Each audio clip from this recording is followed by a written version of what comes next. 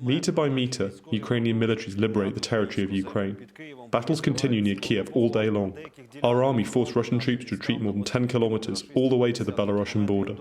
The Russian troops fled, but on their way they destroyed Ukrainian villages. Oleg Kornienko visited Moshchun in the Kyiv region.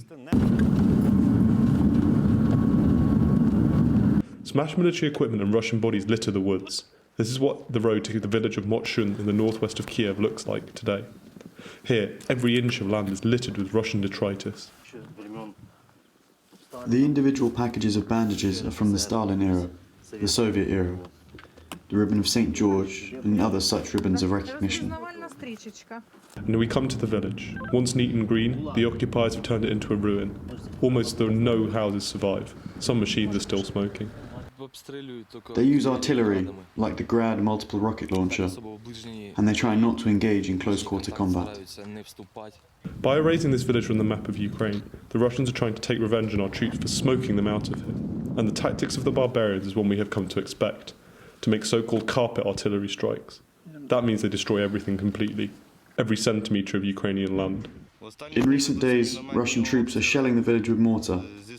In the last 2 days it is burned with phosphorus. They are shelling peaceful houses. A mine is triggered and it immediately burns up a large piece of land. The village was under occupation for several weeks.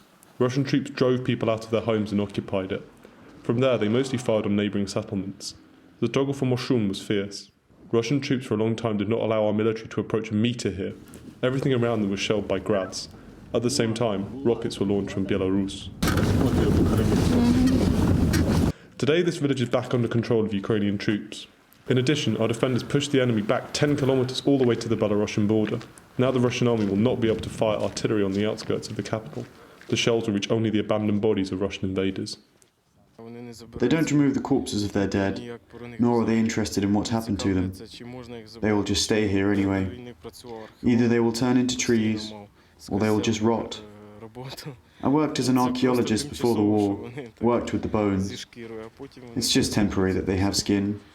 Over time they will turn into that which we used to research. Ukrainian military forces are conducting a counter-offensive around the capital in all directions.